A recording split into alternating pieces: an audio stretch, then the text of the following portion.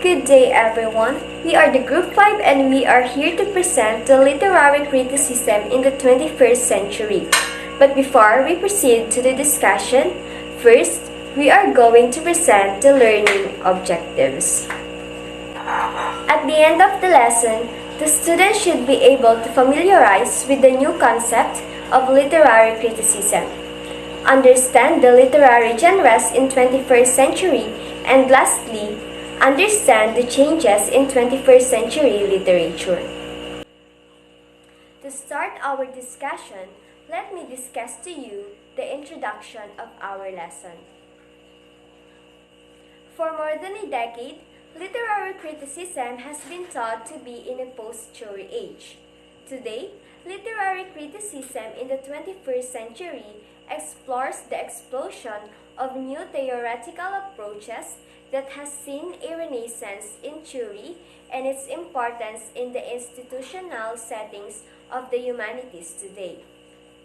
This is a passionate defense of Curie and its continuing relevance in the 21st century.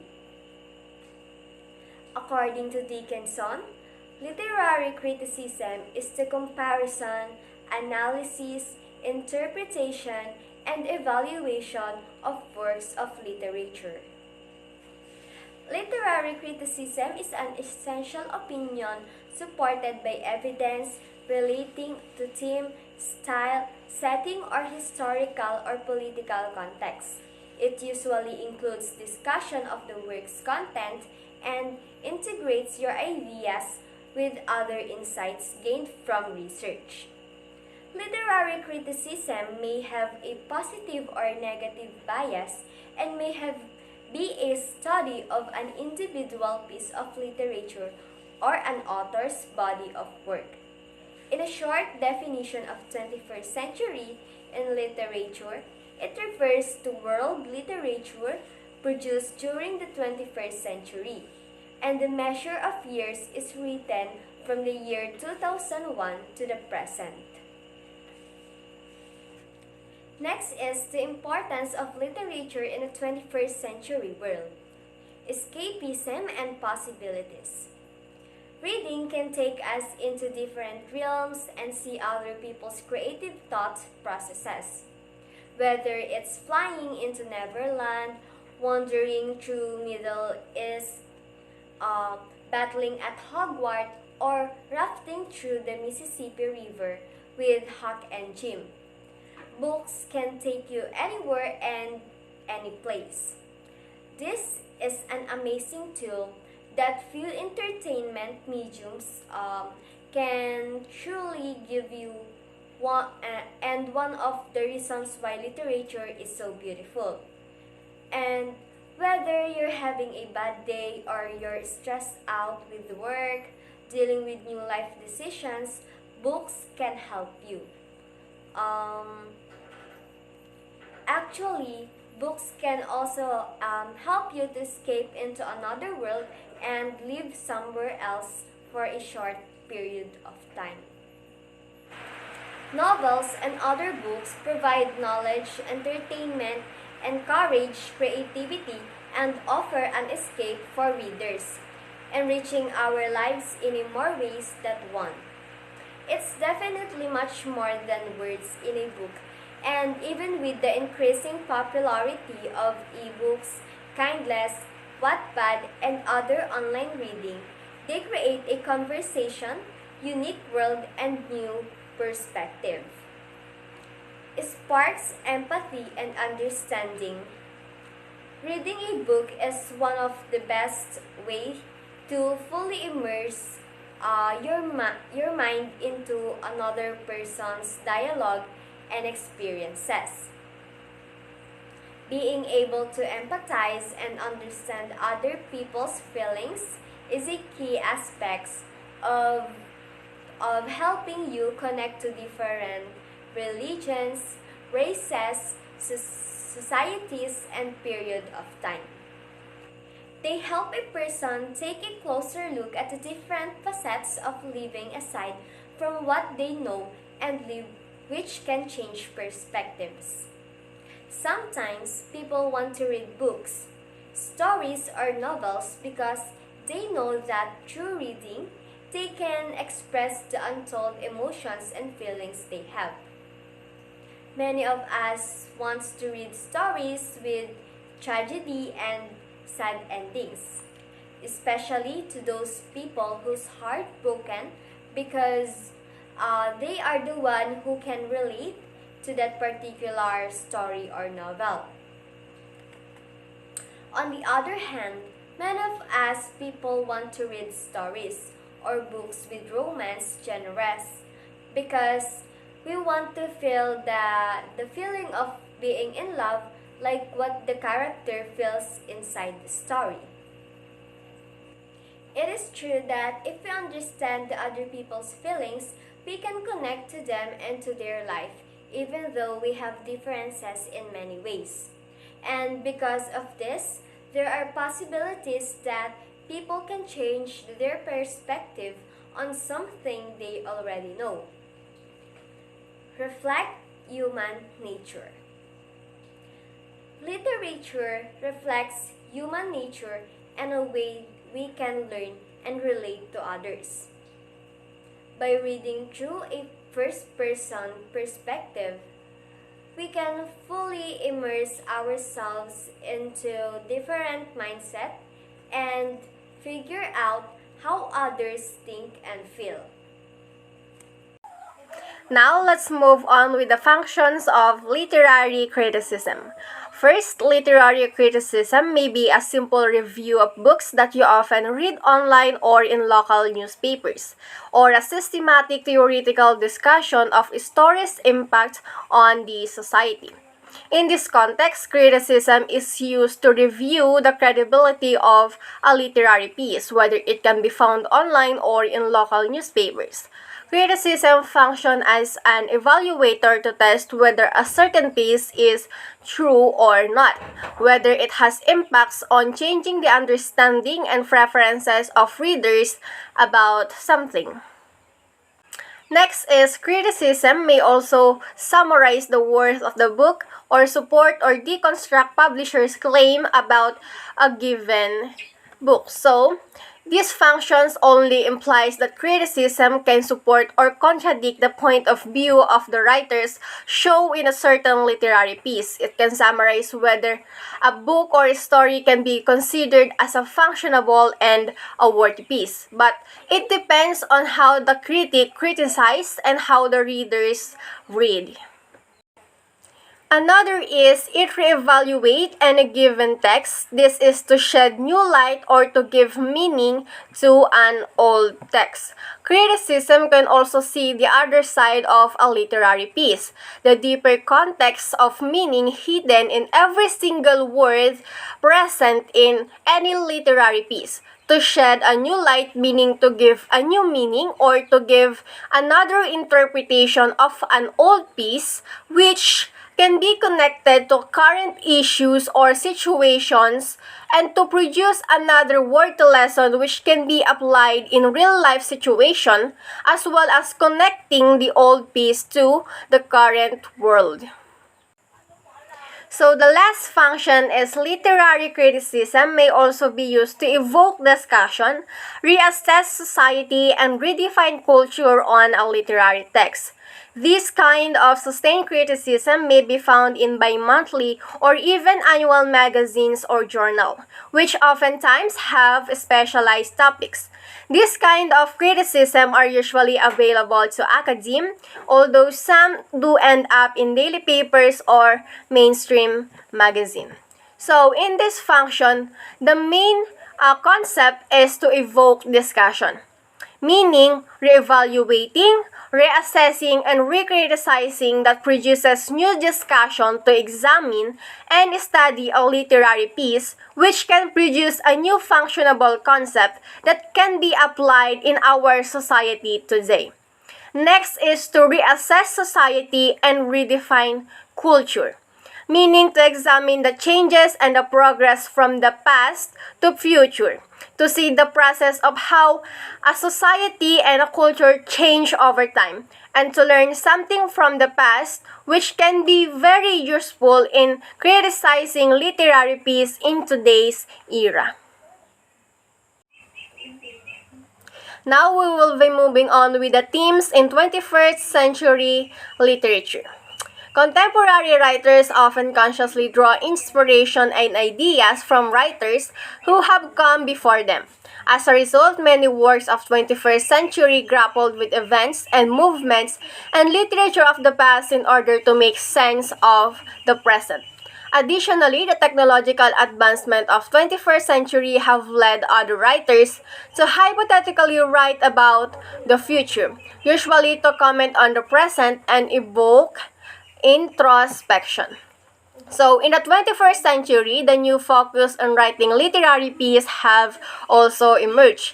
As well as with the help of technological innovation, we have new mainstream of literature that pop up like Wattpad, online journals, blogs, Twitters, and many more. So, without being fully aware, most of the people in today's era usually read different literary pieces every day. Literature also becomes very predictive. The human life in the future is one of the main genres that evolve in the 21st century. The first theme is identity. With increasing globalization, interactions of culture, and more vocal discussions of women's rights and LGBT rights, identity has become a common theme in 21st century literature. In a world that is now able to exchange ideas more quickly than ever before via internet and other technological advancement, people have relatively more freedom to draw multiple cultures and philosophies, as well as question the concept of self and its relation to body, brain, and soul. So, for example, Sam Clay in The Amazing Adventures of Cavalier and Clay by Michael Chabon struggles to come to terms with his homosexuality. The novel, which is about young comic collaborators during the World War II era, won the Pulitzer Prize of Fictions in 2001. With her 2008 book Infidel, Ayaan Hirsi Ali became the feminist voice of the rights of abused Muslims, women, and religious freedom. So, in the 21st century, identity emerged. If before we have movement being pushed forward in the society is all about feminism, in today's era, we have what we call LGBTQ plus community, which are composed of those who do not belong to male and female gender. As they were the most victims of discrimination, bullying, stereotyping, identity becomes one of the new emerged themes in 21st century, showing how they fight against criticism in the society and fighting for their rights as a fellow citizen. In the Philippine industry, one of the best example of this theme is the movie Private Benjamin, directed by Wen V. Daramas. When civil war breaks out in the Philippines, a gay dancer teacher, characterized by Vice Ganda, is forced to join the military in order to spare his ailing father. So I know that everyone is very aware of this movie. So, in this movie, gays are not accepted in the society, and with the use of Vice Ganda's character, the movie gives enlightenment about what gays are, showing what they can do as a part of a society, and that they are also humans deserve to be respected. So, identity of LGBTQs are being emphasized in this movie, showing that they can and they are also part of our society. Next is history and memory. As contemporary readers are able to look back on history and see how history have been depicted differently for different audiences, history and memory have become themes in 21st century literature. Often, contemporary literature explores the notion of multiplicities of truth and acknowledge that history is filtered through human perspectives and experiences. For example, The March by E.L. Doctorow fictionalized yet still depicts the realities of General Sherman's famous march during the U.S. Civil War, and how people of the South were slaughtered, giving a slightly different perspective of how North is usually depicted. History and memory. Looking back to the past is also one of the themes which promotes nationalism. Most of the literary piece that shows history is all about national heroes who have contributed a lot for national prosperity. It shows the truth and acknowledge the heroism of people in the past. In the Philippines, one of the best literary pieces for this theme is the movie General Luna. It is a 2015 Filipino historical biofilm depicting General Antonio Luna's leadership of the Philippines Revolutionary Army during the Philippine-American War. I know that most of us have been watched this fantastic movie about our hero General Luna. It reminisces the past during the time of Philippine-American War. So from this movie, the past is being reincarnated with the purpose of arousing nationalism of the viewers, especially as Filipinos. It reminds us what our heroes fought for to have the freedom that we are enjoying as of today. The next theme is intertextuality. In postmodern style, many contemporary writers recognize a piece of work as being one among throughout history.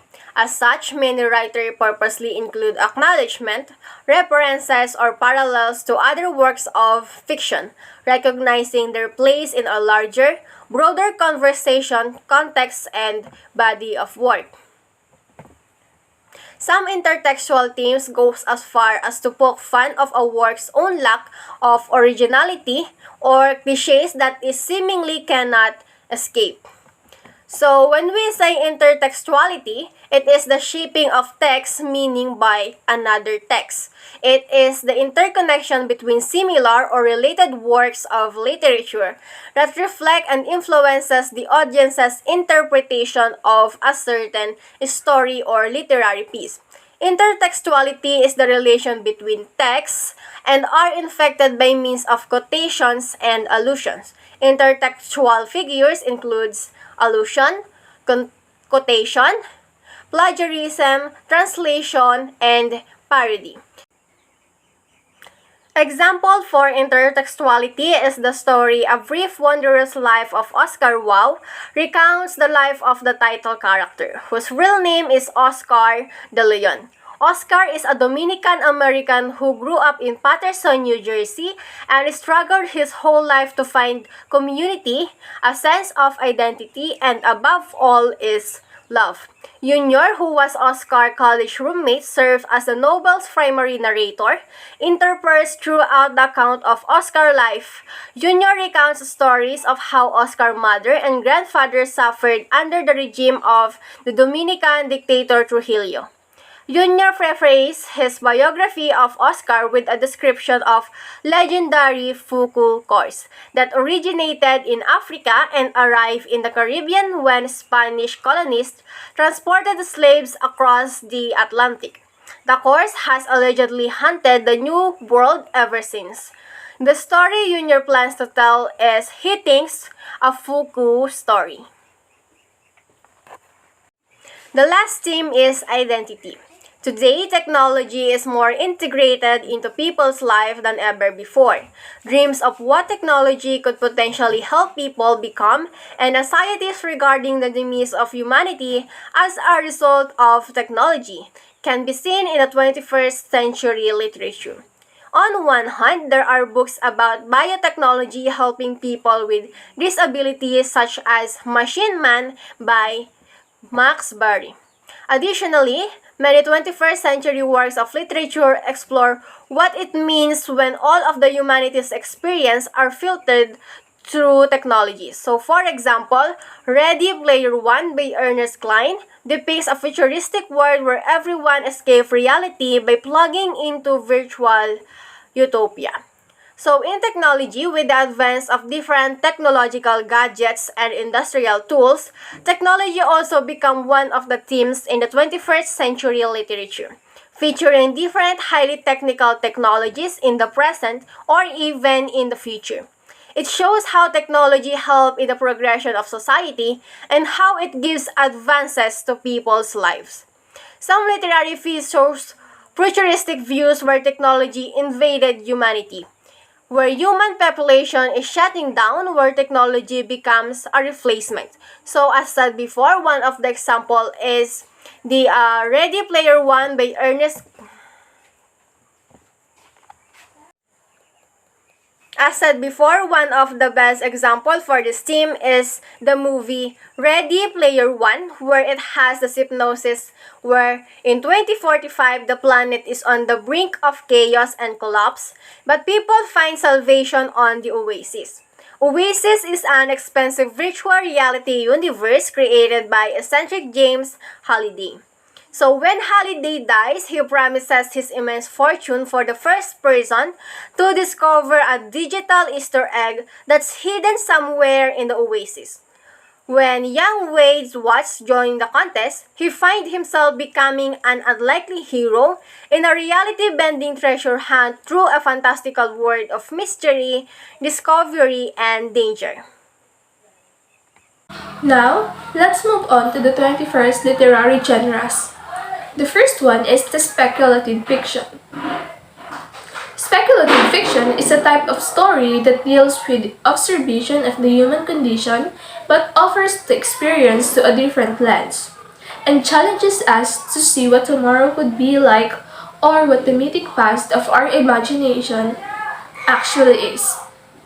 It is a broad category of fiction encompassing genres with elements that do not exist in reality, recorded history, nature, or the present universe. Such fiction covers various themes in the context of supernatural, futuristic, and other imaginative realms. The example of the speculative fiction is the Nine Fox Gambit and the Harry Potter. The Nine Fox Gambit is the first installment of the trilogy. Nine Fox Gambit centers on disgraced Captain Kel Cherries, who must recapture the formidable fortress of Scattered Needles in order to redeem herself in front of the Hexarchate. Harry Potter, on the other hand, is a series of 7 fantasy novels written by British author J.K. Rowling. The novels chronicle the lives of a young wizard, Harry Potter, and his friends Hermione Granger and Ron Weasley, all of whom are students at Hogwarts School of Witchcraft and Wizardry. Another type of literary genre in the 21st century is the creative nonfiction. It is a rich mix of flavors, ideas, and techniques, some of which are newly invented and others as old as the writing itself. Creative nonfiction can be an essay, a journal article, a research paper, a memoir, or a poem. It can be personal or not. Creative nonfiction encompasses many different forms of prose. As an emerging form, creative nonfiction is closely entwined with fiction. Many fiction writers make the crossover to nonfiction occasionally, if only to write essays on the craft of fiction. This can be done fairly easily since the ability to write good prose, beautiful description, realistic characters, musical sentences is required in both genres. There are different forms of creative nonfiction. The first one is the memoir. It is also known as biography or autobiography. The memoir form is probably the most recognizable form of creative nonfiction. Memoirs are collections of memories, either surrounding a single narrative thread or multiple interrelated ideas. The memoir is usually published as a book extended piece of fiction, and many memoirs take years to write and perfect. Memoirs often take on a similar writing style as a personal essay does. Through it, through it must be personable and interesting enough to encourage the reader through the entire book. The second one is the personal essay. Personal essays are stories about personal experiences told using literary techniques, stories about personal experiences, and while some personal essays can be standalone, stories about a single event, many essays braid through stories with extended metaphors and other narratives. The next one is the lyric essay. It contains similar subject matter as the personal essay, with one key distinction: lyric essays are much more experimental in form. Poetry and creative nonfiction merge in the lyric essay, challenging the conventional prose and format of paragraphs and linear sentences. The lyric essay stands out for its unique writing style and sentences structure. Another form of creative nonfiction is the literary journalism. It is much more ambiguously defined is the idea of literary journalism. The idea is simple: report on real-life events using literary conventions and styles. An example of creative nonfiction is The Glass Castle. The Glass Castle is a remarkable memoir of resilience and redemption, and a revelatory look into a family at once deeply dysfunctional and uniquely vibrant. When sober, Janet's brilliant and charismatic father captured his children's imagination, teaching them physics, geology, and how to embrace life fearlessly. Another form of literary genre is the hyperpoetry. It is a new genre of literature that uses computer screen as the medium, rather than printed page. Literary works rely on the qualities unique to a digital environment, such as linked World Wide Web or the WW, pages of effects such as sound and movement. It is a form of digital poetry that uses links using hypertext markup. It is a very visual form and is related to hypertext fiction and visual arts. The links mean that a hypertext poem has no set order. The poem moving or be generated in response to the links that the reader or user chooses. This poem is written by Ruth Padel entitled Writing on Jean. Look at the bare wood hand-waxed floor and long, white dressing gown, the good child's writing desk, and passionate cold feet, summoning music of the night, tumbrils, gongs. And game-lanced with one lit pen, one candle, puttering its life out hour by hour. I meant to keep quiet. You'd never have known. If I wish, I could have seen you once a week, to mull over day and night the things you say or what we say together. Writing to Won Jean. Another type of literary genre is blog. It is an online journal or informational website displaying information in the reverse chronological order, with the latest post appearing first. It is a platform where a writer or even a group of writers share their view on an individual subject. A blog is a discussion or informational website published on the World Wide Web consisting of discrete, often informal diary-style text entries. Posts are typically displayed in reverse chronological order, so that the most recent post appears first at the top of the web page. Elizabeth Dory Tunstall on Designing for Respect. This is an online journal and blog that's explorative of all topics related to design. They feel that design is everywhere and cover topics that combine design with people, brands, and the world overall.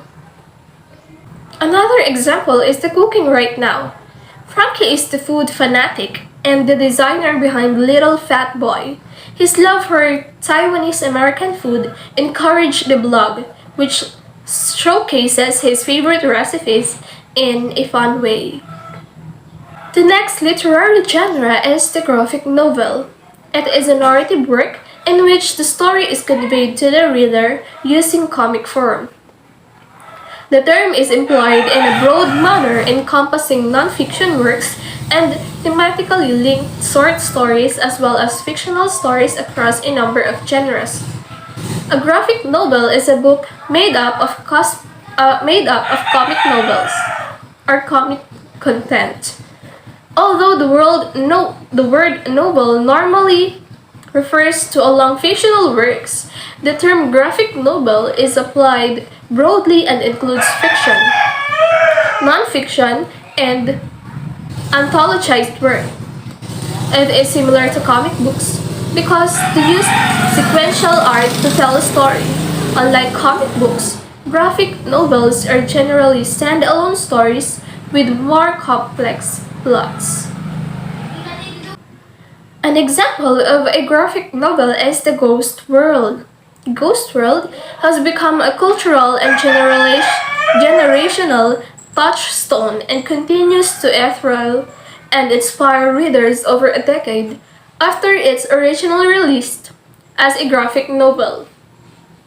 Originally serialized in the pages of the seminal comic book 8 Ball throughout the mid-1900s, 1990s, this quasi-biographical story, the name of one of the protagonists is famously an anagram of the author's name, follows the adventures of two teenage girls, Enid and Becky, two best friends facing the prospect of growing up and, more importantly, apart. Daniel Clowes is one of the most respected cartoonists of his generation, and Ghost World is his magnum opus. Adapted into a major motion picture directed by Terry Zwigoff, director of the acclaimed documentary Crowned, which was nominated for an Academy Award for Best Adapted Screenplay. This graphic novel is a must for any respecting comics fans library. The next example is The Diary of a Teenage Girl, an account in words and pictures. The Diary of a Teenage Girl, an account in words and pictures, is a diaristic graphic novel by author and artist Phoebe Glockner. It is notable for its hybrid form, composed of prose and comic passages, each contributing to the narrative. First published in 2002, the book has been called an autobiography or semi-autobiography. The story is told by its protagonist, Minnie Godse, a 15-year-old girl living in San Francisco, California, or San Francisco, CA. The year is 1976, and Minnie, the daughter of a young single mother, loses her virginity to her mother's boyfriend, Monroe Rutherford, and soon thereafter begins writing obsessively in her diary. As she turns toward coming of age, she searches for love, but confuses it with sex. The book presents a complex and jarring look into the interior life of the innocent girl and has been described as raw and disturbing, not only because of its subject matter, but because of Minnie's frank and preciously intelligent point of view and commentary commentary on the lives of the adults in her midst. Next is manga. When we say manga, it is a Japanese word for comics. It is used in English-speaking world as a generic term for all comic books and graphic novels originally published in Japan. Manga is considered as an artistic and storytelling style. The term Ameri manga is sometimes used to refer to comics created by American artists in a manga style. Example is Naruto. It is a Japanese manga series written and illustrated by Masahi Kashimoto. It is the most popular manga tells that the story of Naruto Uzumaki, a young ninja who seeks recognition from his peers and dreams of becoming the Hokage, the leader of his village. The next is doodle fiction. It is a literary presentation where the author incorporates doodle drawings and handwritten graphics in place of traditional font. Drawings enhance the story, often adding humorous elements that would be missing if the illustrations were omitted. So it is important as another way of entertainment to catch the attention of the readers while they are reading. And when we say illustrated novel, generally 15% of the narrative is presented without words. The reader must interpret the image in order to comprehend the complete story. Moreover, textual portions are presented in traditional form. Some illustrated novels may contain no text at all, and illustrated novels span all genres. So the mythology class Nautilus Comics, written and illustrated by Arnold Ari, the mythology class, follows a group of UP students who have enlisted in the Teotihuacan mythology class, which is actually a training program to catch Encantos, our heroes, young and burdened by the problems of growing up, must band together if they are to survive the class. And the mythology class is a groundbreaking that should be essential reading for anyone interested in Filipino comics. Digifiction. When we say digifiction, it is a literary experience that combines three media: book, movie, video, and internet website. In order to get the full story, students must engage in navigation, reading, viewing in all three formats. Example is Hell University, a place where everything is mysterious, enchanting, bloody, and shitty. Entering is the other way of suicidal, just one wrong move and everything will blur. A lot of secrets are being hid. Next is Chiclet. It is a genre of fiction concentrating on young working women and their emotional lives.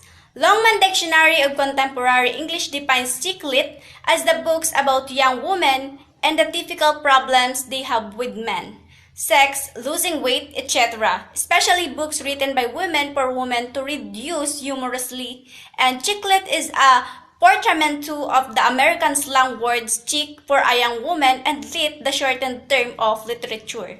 Last is erotic literature. It comprises of fictional and factual stories and accounts of human sexual relationships which have the power to arouse the reader sexually. Example is 50 Shades. It is a series of erotic novels by E.L. James, initially a trilogy consisting of 50 Shades of Grey, 50 Shades Darker, and 50 Shades Freed. The series traces the deafening relationship between college graduate Anastasia Steele and young businessman Christian Grey. Here are the famous writers in the 21st century literature. First is J.K. Rowling. J.K. Rowling is a British author, philanthropist, film producer, and screenwriter. Her story is That Rag to Riches. She is the author of the famous fantasy series Harry Potter, which have sold more than 5 million copies and is the best-selling book in the history. She also writes crime fiction, albeit under a pen name. Rowling supports many charities and has founded Lumus, an international NGO working for children. So here is the summary of her famous work, Harry Potter. Harry Potter is a wizard who lives with the Dursleys, his aunt and uncle. The Dursleys are not wizards. They are muggles, the wizard's term for non-wizards, but they know magic exists and are opposed to it. On Harry's 11th birthday, Rubeus Hagrid brings him a letter inviting him to attend Hogwarts. The 7-book series chronicles Harry's 7 years at Hogwarts and his adventure with his friends Hermione Granger and Ron Weasley. The series begins with Harry Potter and the Philosopher's Stones, in which Harry foils Lord Voldemort's plan to acquire an elixir of life. Voldemort is Harry's nemesis. His failed attempt to kill Harry as a baby gave Harry his lightning-shaped scar. It ends with Deathly Hallows, in which Voldemort is finally killed after Harry destroys his Horcruxes, a magical objects that preserve a person's life by storing a portion of their soul. The next one is Maya Angelou. Maya Angelou is a poet, author, and civil rights artist. She was a champion for black feminists and best remembered for her autobiography entitled I Know Why the Caged Birds Sing, the recipient of the Presidential Medal of Freedom and over 50 honorary degrees, was also a child sex abuse survivor.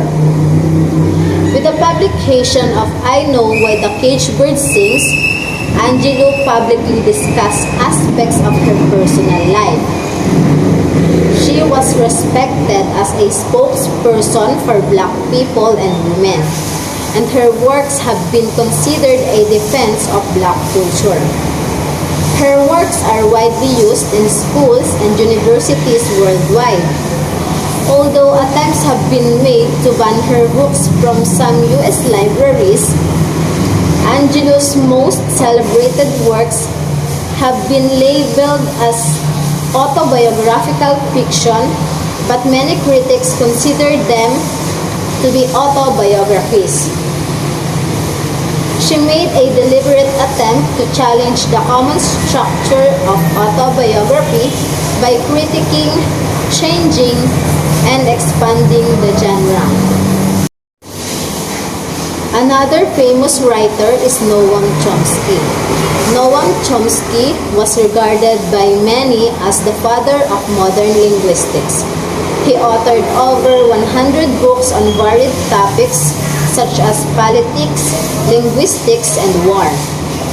He is multi-talented and considered a popular figure in analytic philosophy. Apart from influencing a wide array of academic fields, he also contributed to the development of cognitivism. Noam Chomsky's work entitled Who Rules the World is a definitive analysis of global power, politics, and the defining issues of our age, including an essential final chapter on Donald Trump. From the rise of China and U.S. involvement in Central and South America governance to leak torture memos and sanctions on Iran, Chomsky exposes the hypocrisy at heart of the modern America. The other one is Guillermo del Toro. Guillermo del Toro is one of the most popular Mexican film writers of all time. Along with Alejandro Iñárritu and Alfonso Cuarón, he is known as one of the three amigos of cinema. He played a major role as a former special effects makeup artist. In 2008, he was named in Time's 100 Most Influential People in the World list.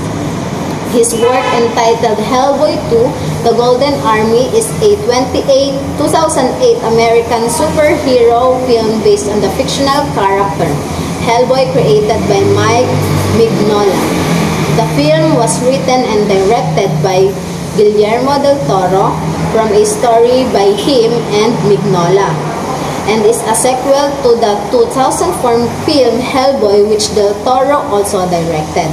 Hellboy Ron Perlman, his pyrokinetic girlfriend Liz, and aquatic empath Abe Sapien, Dogface, their biggest battle when an underworld prince plans to reclaim Earth for his magical kindred.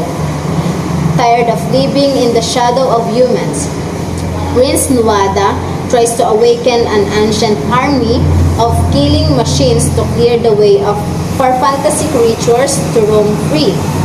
Only Hellboy can stop the Dark Prince and prevent humanity's annihilation.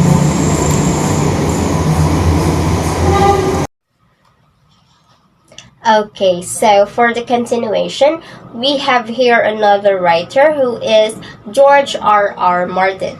George R. R. Martin wrote the epic fantasy series of novels A Song of Ice and Fire, which inspired the iconic Emmy-winning HBO series Game of Thrones. He was also known as the American Tolkien, and he was featured on Time 100. He has earned the Hugo, Nebula, and Bram Stoker Awards too. His work, A Song of Ice and Fire, takes place in a fictional world in which seasons last for years and end unpredictably. Nearly 3 centuries before the events of the first novel, the seven kingdoms of Westeros were united under the Targaryen dynasty, establishing military supremacy through their control of dragons. The Targaryens ruled for 300 years, continuing past the extinction of the dragons. Their dynasty eventually ended with a rebellion led by Lord Robert Baratheon, in which Aerys, the Mad King Targaryen, was killed and Robert proclaimed King of the Seven Kingdoms. At the beginning of a Game of Thrones, 15 years have passed since Robert's rebellion, with a 9-year-long summer coming to an end. Another writer was Salman Rushdie. Salman Rushdie is a British Indian novelist whose work, Midnight's Children, is widely considered the best novel of all Booker Prize winners. In the year 2007, he was knighted by Queen Elizabeth II for his services to literature. In year 2008, he was ranked 13th in the 50 greatest British writers since 1945 list published by The Times. His work, Midnight's Children, it portrays India's transition from British colonial rule to independence and the partition of India. It is considered an example of a post-colonial, post-modern, and a magical realist literature. So, another writer for this report is Kurt Vonnegut. Science fiction author Kurt Vonnegut is best remembered for the novel Slaughterhouse-Five, which became a New York Times bestseller. The Hugo Award winner had also fought against the Germans in World War II, and he expressed his anti-war and atheist views through his works, which also include short stories, plays, and autobiographical works. His works, Slaughterhouse-Five, is an account of Billy Pilgrim's capture and incarceration by the Germans during the last years of World War II, and scattered throughout the narrative are episodes from Billy's life, both before and after the war. And from his travels to the planet Tralfamadore, and Billy is able to move both forwards and backwards through his lifetime in an arbitrary cycle of events. And during the tedious life of a 1950s optometrist, in Ilium, New York, he is the lover of a former pornographic movie star on the planet Tralfamadore and simultaneously an American prisoner of the war or POW in Nazi Germany. So, here is another writer who is Margaret Atwood. Margaret Atwood is a Canadian poet and novelist. Her works encompass themes such as religion and myth, climate change, and gender and identity. An award winning writer, many of Atwood's works have been made into films and television series. Her work, The Handmaid's Tale, has had several adaptations. Perhaps Margaret Atwood's most important contribution is her invention of the long pen device. For her work, entitled The Handmaid's Tale is the story of life in the dystopia of Gilead, a totalitarian society in what was the United States. Gilead is ruled by a fundamentalist regime that treats women as property of the state. And it is faced with environmental disasters and plummeting birth rate. David Foster Wallace. So, David Foster Wallace was an American author of novels, short stories, and essay. He is also a university professor in English and creative writing, who is regarded as one of the most innovative and influential writers of the past 20 years. His best-known work, his Infinite Jest, was named one of the best English-language novels between the 1923 and 2005 by the Time magazine. So Wallace continues to serve as an inspiration to writers like Darius Strauss and George Saunders. So his works provide a dark, often satirical analysis of American culture. So this Infinite Jest is a set of Addicts Halfway House and a tennis academy, and featuring the most endearingly screwed up family to come along in a recent fiction. So Infinite Jest explores the essential question about what entertainment is and why it has come to so dominate our lives, about how our desire for entertainment affects our needs to connect with other people, and about what the pleasure wishes say about who we are. So Infinite Jest is the first great internet novel. Within the novel, Infinite Jest refers to a film which serves as the main point of connection between the four narratives.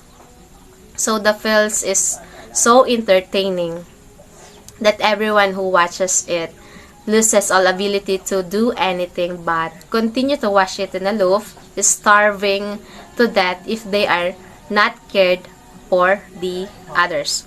So David Foster Wallace wrote this novel for almost 5 months, and it clocked at 700 pages. So this Infinite Jest is long because DFW thought it needed to be accurately convey of what he wanted to convey. The next author is Toni Morrison. Toni Morrison is an author, editor, and a Princeton professor. Toni Morrison is the best remembered for his Pulitzer Prize-winning novel Beloved, part of the trilogy. Some of her other notable work was Blue Eyes and A Song of Solomon. She received the 1993 Nobel Prize in Literature. She also wrote several children's books and plays. So Toni Morrison became the first black female editor in fiction at the Random House in New York City in the late 1960s. She developed her reputation as an author in 1970s to 1980s. So Morrison works are phrased and addressing a harsh consequence of racism in the United States. Her notable work is Song of Solomon. So Song of Solomon is a set of primarily in the late 20th century, the Michigan. A Song of Solomon in this story of Macron Milkman Dead and his family going back to the 3 generations. It explores the complexities of home, the power of kin to both uplift and suppress as well as to transform and deform. So, this novel's theme is include the complexity of family, the reality of human flatly, especially when money comes into play. So, the legacy of slavery in America. It explores the enduring stain of racial discrimination and the cultural, political, economical, and the familial wound it brings. Her notable work is Song of Solomon. This Song of Solomon is a multicultural text with elements of Native American culture intertwined with African American culture in Shalimar, Virginia. Equally, Morrison employs Islamic imagery in the actual Song of Solomon, including in the nonsense language of the song. In the second line of the fourth quatrain of the words, Medina and Muhammad appeared. Medina is a holy city in Islam, and the second Mecca, and Muhammad is an alternative form of the name of the Islamic prophet Muhammad. Like all the other works of Toni Morrison, the novel is an example of both American literature and African American literature. It challenges the question of African American identity and relationships among African Americans and between the black and white individuals of the community. The main conflict of the novel is Milkman's search for ways to become independent from his family, to gain self-realization, and to answer the question who he is and how he lives and why. The next writer is Richard Dawkins. So Richard Dawkins is a British ethologist, author, and evolutionary biologist. He first achieved popularity after publishing his books The Selfish Genes, which is credited with popularizing the gene selection theory. The book is also credited with introducing the term meme. In 2006, he established the Richard Dawkins Foundation for Reason and Science to promote secularism and scientific literacy. In his work, The Selfish Gene explained the process of evolution in biology using genes as its basic units, showing how they manifest in the form of organism, what they do to ensure their own survival, and how they program our brains, which strategies have worked best throughout history, and what makes humans so special in this context. So, The Selfish Gene is a 1976 book on the evolution. So, in which the authors builds upon the principal theory of George C. Williams' adaptation and natural selection in 1966. So, Dawkins uses the term selfish gene as a way of expressing the gene-centered view of evolution, as opposed to the views focused on the organism and the group, popularizing ideas developed during the 1960s by W.D. Hamilton and others. From the gene-centered view, it follows the more two individuals and genetically related, the more sins at the same level of genes, it makes from them to behave cooperatively with each other. The next author is John Grisham. Criminal lawyer turned author John Grisham is known for his best-selling legal thrillers, The Firm, The Pelican Brief, The Client, The Rainmaker, and A Time to Kill. 9 of his novels have been made into films. He is one of the 3 authors to have sold 2 million copies of his first printing. A Time to Kill. Blackley Haley, or Samuel L. Jackson, is a heartbroken black father who avenges his daughter's brutal rape by shooting the bigoted men responsible for the crime as they are on their way to trial. He turned to Jack Brigance, Matthew McConaughey, an untested lawyer to defend him. Regan struggles to believe that he can get Haley acquainted in this small, segregated southern town, given Haley's race and the deliberate nature of his crimes, but Carl has unshaken faith on him. Grisham has described the book as a very autobiographical. In the novels, Young Attorneys is basically me, and the drama is based on the case he witnessed. In 1984, Grisham witnessed the harrowing testimony of a 12-year-old victim at the DeSoto Country Courthouse in Hernando, Mississippi. Two sisters aged 16 and 12 had both been raped, brutally beaten, and nearly murdered by Willie James Harris.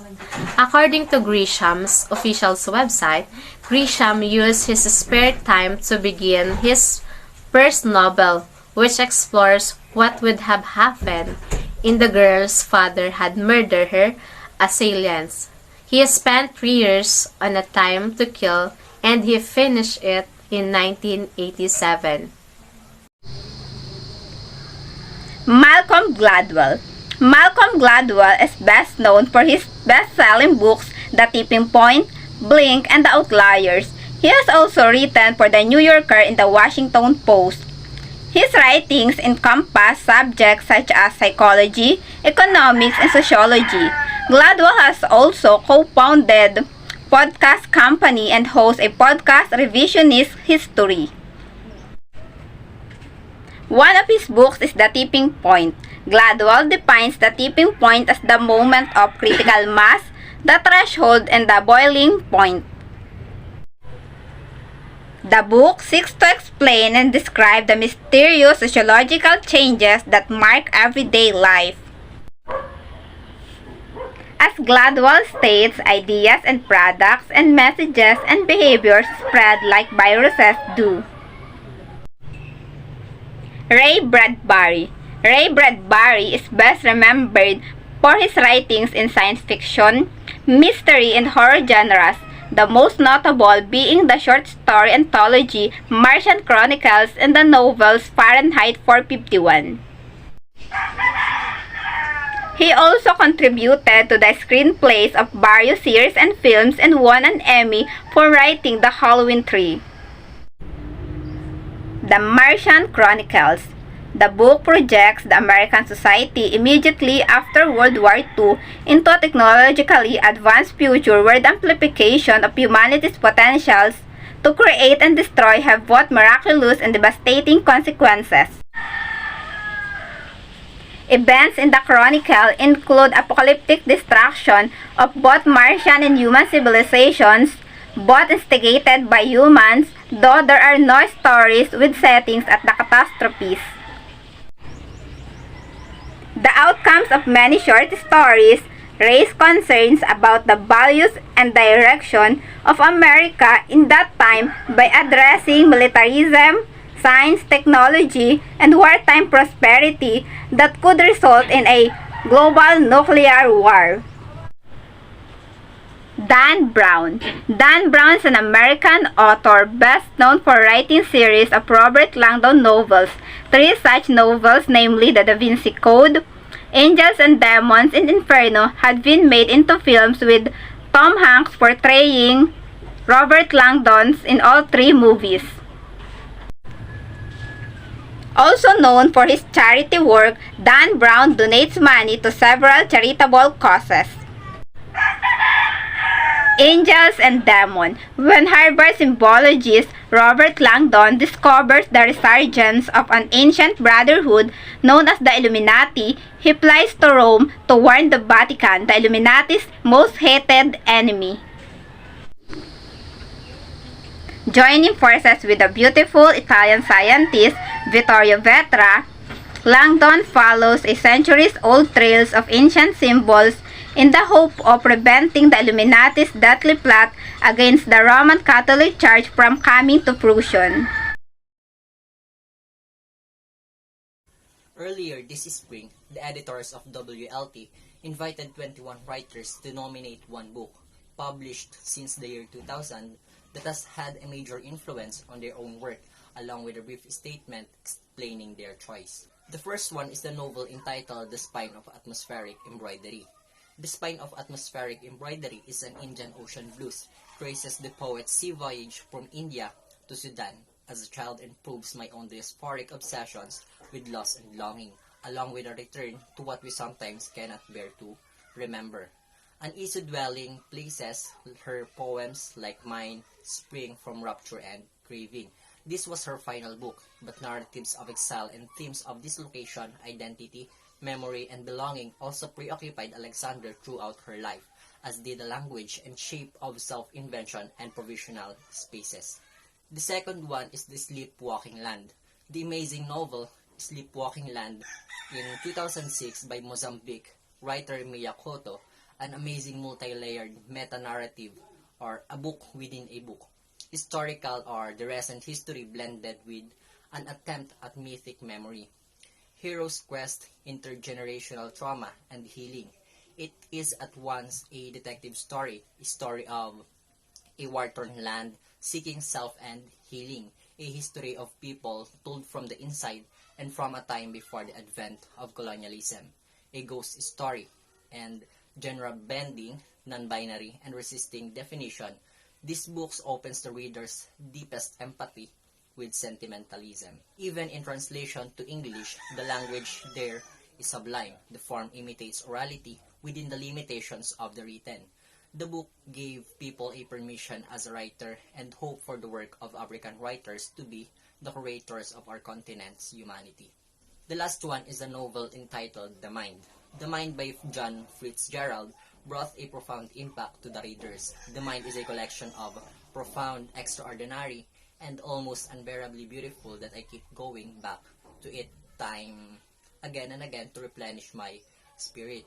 Its pattern is that of a circular labyrinth which takes the reader to the heart or the center of human consciousness through a series of 9 philosophical journeys. This metaphysical labyrinth is a powerful meditation device which not only brings solace but also transformation and healing. I could never be the same after reading The Mind. At the beginning, the poet is removed from the center, then experiences fear, time, beauty, and death, truth, I, prophecy, rules, choice, and the mind like the wind before regaining the center. It delves into questions of identity, time, loss, grief, and death. This is the work of a master about the process of writing. The Mind is a remarkable, elegant collection of transcendental primal beauty by a amenable poet, whose work never ceases to astound. Manifesto for 21st Literary Criticism. First, paying attention to what the word is. It may sound like a truism, but the first principle is paying attention to what the word is. When reading and analyzing a literary work of art, it is of the essence of critics to breathe through their hands and eyes, and to listen through their ears, in the light of what the work under scrutiny has to say that the value to the readers. This entails going beyond the limits of the well-true turn of the literary text in search of fruitful connection with other bodies of knowledge and areas of experience that may help the critic understand a specific work. Literary work of art is not an isolated specimen. It belongs among a constellation of individual works that make up the totality of literary traditions, which is polyglot and polyphonic, and goes beyond temporal and spatial boundaries. The critic is expected to pass judicious judgment on literary works, so he or she should have a deep knowledge of the totality of literature if his or her value or judgment are to be authoritative or trusted. Hence, going back to primary works, going back to the origins is the paramount importance. Needless to say, secondary sources can shed light on the work under scrutiny and make literary study a scientific endeavor. But literary critics must always return to the original work of art and from there proceed to the other relevant texts. This is methodological rigor. Second is relevance and truth. It is also known as intellectual honesty and integrity. This fundamental principle could be expressed differently. Don't say that for which you don't have evidence. If art is, according to Plato, is a dream for awakened minds, a work of imagination withdrawn from ordinary life, dominated by the same forces that dominate the dream, and yet giving us a perspective and dimension on reality that we don't get from any other approach to reality. Fryer, 1946. Then, a literary critic ought to be respectful towards truth and have something relevant to say and say it with the utmost sincerity. The ultimate mission of literary criticism is to unveil the hidden pattern in literature, the totality of our literary experience. Truth, knowledge, and wisdom are intrinsically linked to each other in this context. Because of the primacy and superiority of the text, literary work only thing left after we have said whatever it is we had to say about a literary works is silent. Third, clarity, intelligibility, and elegance of the style. Simple, clear, and understandable language, legibility and intelligibility are not incompatible with complexity of thought or difficult. Deep thinking, direct and sample language always has some force behind it. Literary criticism should avoid abstraction and vague words which obstruct any simple or direct statement. As Robert Browning put in the 19th century, less is more. Hence, beauty and economy of language are the true marks of great literary criticism. Thinking and singing may go hand in hand in a piece of literary criticism. To write literary criticism, we must have something relevant to say, but that in turn means having a certain potential of verbal energy.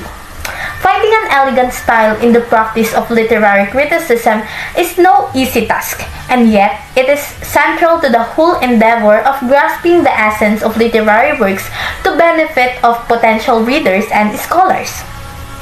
Some of the unforgettable voices of 20th century criticism includes Bloom, Kanner, or Fryer, or among others, had an elegant style of their own that made them truly memorable and a pleasure to listen to. Emotional, imaginative, and rational approach to the study of literature. Literary criticism happens in the domain of the human imagination and creativity, reasons, and universal emotions. It is also a verbal art made out of words by the human mind. Frey's contention is that our imagination is what our whole social life is really based on. In practically everything we do, it is the combination of emotion and intellect we call imagination that goes to work. Literary criticism is no exception to this fundamental principle. It brings together emotions and intellect to shed lights on literary works of arts that have much of value to say about reality and about the human condition. A holistic approach to literature as part of the totality of human knowledge. Being is one, and so is truth, and so is knowledge. It seems that the promise of the philosophy, cultural studies, anthropology, and social studies should not be overlooked when it comes to literary studies. An interdisciplinary, transdisciplinary, or multidisciplinary approach to literary criticism is a part of a power and a promise of the 21st century. The best literary criticism might be at the crossroads between poetry, philosophy, and other art forms of or bodies of knowledge informed by words. After all of them are construct of human imagination, and interdisciplinarity offers a most promising kaleidoscopic look at the object of the study. So, this is the end of our discussion about literary criticism in the 21st century. Alright, we had so much fun teaching you today, and we hope you have learned something from us. Thank you so much for cooperating and participating actively in today's discussion. Till we see you again, thank you and God bless us all.